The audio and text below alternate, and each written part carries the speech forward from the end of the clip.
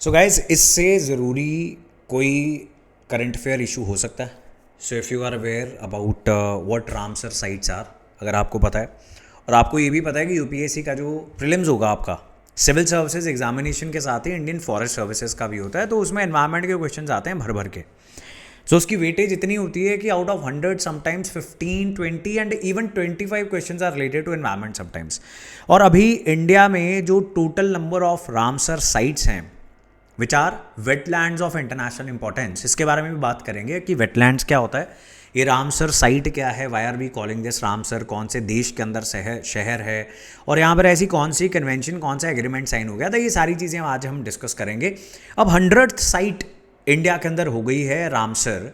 So current affairs की हमारी series चल रही है यूपीएससी 2027 को ध्यान में रखते हुए. We are covering some extremely important issues for current affairs. ये यूपीएससी और स्टेट पीसीएस दोनों के लिए हेल्पफुल रहने वाले हैं. So if you are still thinking of joining a coaching institution कि कहाँ पर आपको ज्वाइन करना चाहिए और कौन से अटेम्प्ट के लिए ज्वाइन करना चाहिए, तो 2027 के लिए तो चलो अब 10-11 महीने रह गए हैं. But still if you think you can put in that effort, आपने थोड़ा बहुत बेसिक्स कर रखे हैं, so this is the batch for UPSC 2027. This is available on launchpad education app and launchpadeducation.in website. आपको कोड यूज़ करना है SMT01 और आपको 30,000 का ऑफ हो जाएगा. सिमिलरली अगर आपका attempt according to the eligibility बनता है 2028 या 2029, so you can be a part of these batches as well. So ये बैचेस जो हैं ऑनलाइन लाइव रहते हैं. Once you join these batches तो आपको इसका एक्सेस मिल जाता है, आपको समझाया जाएगा कि कैसे लाइव क्लासेस होंगी and every single live class will be available as a recording afterwards.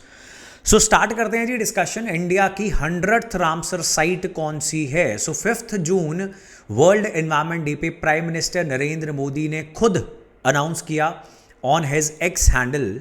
X is a social media site जिसे पहले ट्विटर बोला जाता था, कि इंडिया की 100th रामसर साइट होगी जयप्रकाश नारायण बर्ड सैंक्चुरी. इसको चैट सेक्शन में हम लिखेंगे, अदरवाइज कुछ याद नहीं रहेगा.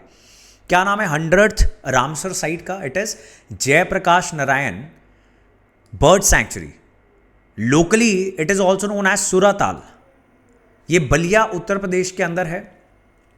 अब रामसर साइट क्या होती है? Ramsar site is also known as wetlands of international importance. International importance इस शब्द के ऊपर ध्यान देना बहुत जरूरी है. मतलब ये ऐसी वेटलैंड्स हैं जो नेशनली इंपॉर्टेंट नहीं है सिर्फ, दे आर इंपॉर्टेंट इंटरनेशनली, मतलब पूरी दुनिया के लिए इंपॉर्टेंट है. अब कुछ ऐसी वेटलैंड्स हैं, मान लेते हैं लेक्स और भी बहुत सारी वाटर बॉडीज़ हैं जिनको हम वेटलैंड्स कैटेगराइज कर सकते हैं. अब ये सारी की सारी जो वेटलैंड्स हैं they are so important that multiple countries को मिलकर इसके ऊपर कंजर्वेशन में एफर्ट्स डालने पड़ेंगे. That is why we call them wetlands of international importance. अब इसकी कहानी जान लेते हैं सुराताल की. 1991 Suratal was created with consolidation of land area of 45 villages. आप देखो 45 गाँव की ज़मीन को बलिया में, इन विच स्टेट? उत्तर प्रदेश. इसको इकट्ठा किया गया और सुराताल जो है इसको बनाया गया था, इस पॉन्ड को बनाया गया था. फिर इसको बाद में 2002 के अंदर नेम किया गया Jayaprakash Narayan bird sanctuary.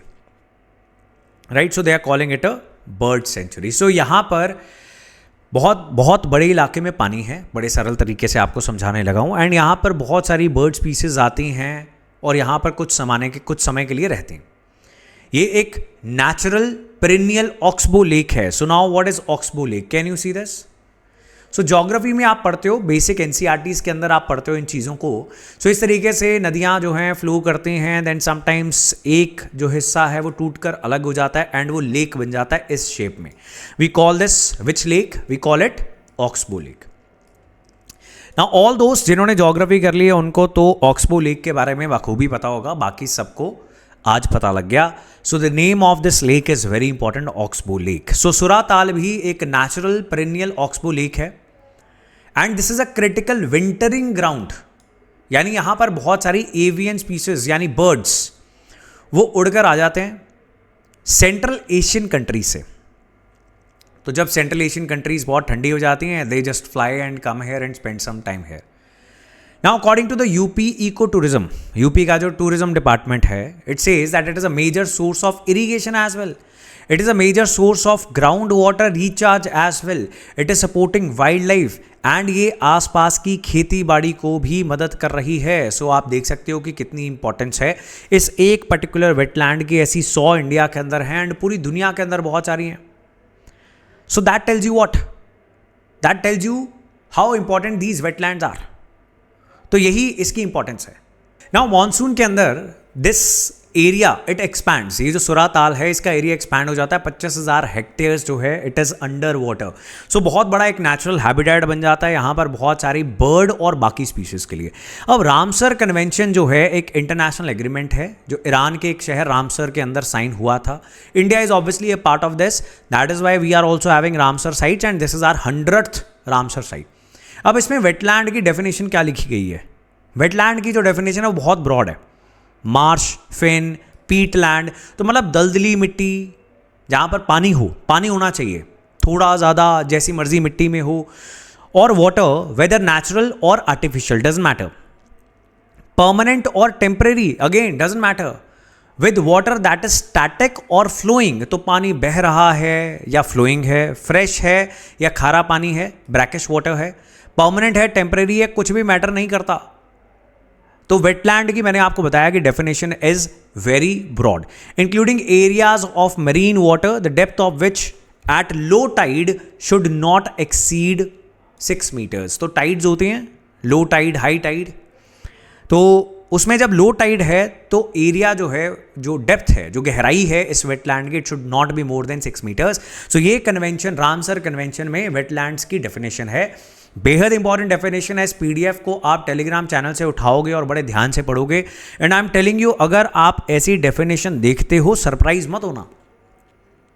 So if you have seen previous year questions, आपको पता होगा कि बेसिक डेफिनेशंस के ऊपर, बेसिक कंसेप्ट्स के ऊपर और इंटरनेशनल और नेशनल इनिशिएटिव्स के ऊपर, इंटरनेशनल कन्वेंशंस के ऊपर बहुत सारे क्वेश्चंस आते हैं. ये वो 5-7 टॉपिक्स हैं एनवायरमेंट में जो मोस्ट रिपीटेड माने जाते हैं. तो यहाँ पर एक तो कंजर्वेशन एफर्ट की हम बात कर रहे हैं, हम बेसिक कंसेप्ट वेटलैंड की डेफिनेशन की भी बात कर रहे हैं और हम रामसर कन्वेंशन की भी बात कर रहे हैं.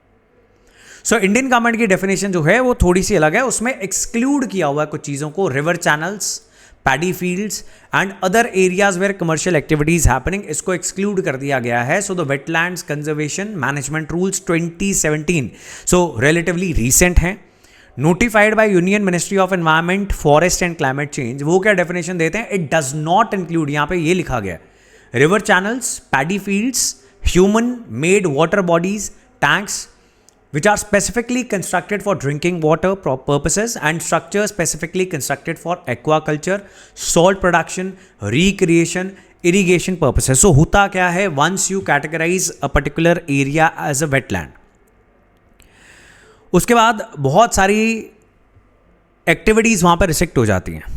You cannot do a lot of things.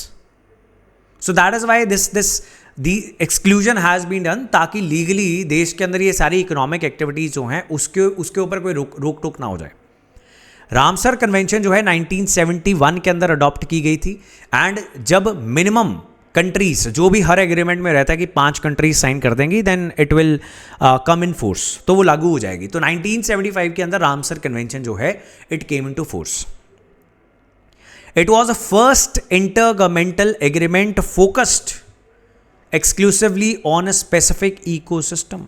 बड़ी इंपॉर्टेंट चीज़ है ये. ऐसी जो यूनिक चीज़ें होती हैं ना, वो बहुत पूछी जाती हैं एग्जाम में. ये पहला इंटरगवर्नमेंटल एग्रीमेंट था एक पर्टिकुलर इकोसिस्टम, वेटलैंड, जैसे कि रिवर, लेक, पॉन्ड, फॉरेस्ट. तो एक वेटलैंड के ऊपर पूरा का पूरा एग्रीमेंट जिसमें मल्टीपल गवर्नमेंट्स आ रही हैं, इंटरगवर्नमेंटल भी है ये. So the convention rest on 3 main pillars. Again very important. First pillar क्या है? Conservation of wetlands of international importance, promotion of wise use of all wetlands within a country's territory, international cooperation on the shared wetland systems and migratory species. वो birds जो migrate कर रहे हैं एक इलाके से दूसरे इलाके में. आज 2026 की हम बात कर रहे हैं. 172 सिग्नेटरीज हैं. अगर बाद में आप इस वीडियो को देखोगे तो इसको जरूर चेक कर लेना, बिकॉज ये चीजें अपडेट होती रहती हैं. So they are obligated to create wetland reserves and promote the wise use of wetland habitats. जितने भी सिग्नेटरी कंट्रीज हैं वो ये काम करेंगे कि वेटलैंड रिजर्व्स बनाएंगे और फिर उसका वाइज यूज़ करेंगे, मतलब यूज़ करेंगे, बिल्कुल बैन नहीं हो गया, लेकिन वाइज यूज़ करेंगे, अच्छे से यूज़ करेंगे एनवायरनमेंट को और वेटलैंड की कंजर्वेशन को ध्यान में रखते हुए। इंडिया ने 1982 के अंदर ज्वाइन कर लिया था चिलिका लेक ओडिशा में and Keoladeo national park Rajasthan के अंदर हमारी पहली 2 वेटलैंड्स कैटेगराइज की गई थी, रामसर साइट्स हमने घोषित कर दी थी। Now designation for wetlands of international importance, मैंने आपको ऑलरेडी समझाया कि ये एक कंट्री एक कम्युनिटी के लिए इंपॉर्टेंट नहीं है, पूरी इंटरनेशनल कम्युनिटी के लिए इंपॉर्टेंट हो जाते हैं। So it reflects government's commitment to take necessary steps to ensure its ecological character is maintained. Feb 2 again a very important day. आज स्टार्टिंग ऑफ द वीडियो हमने वर्ल्ड एनवायरनमेंट डे की date भी पढ़ी थी, अगर आपको याद है तो आप चैट सेक्शन में लिख के मेंशन करेंगे ज़रूर। If you were paying attention, if you were not paying attention तो अभी भी ध्यान दे के इन वीडियोज़ को सुना करो, ये आपके एग्ज़ाम क्लियर करने में बहुत ज़बरदस्त मदद आपको करेंगी वीडियोज़।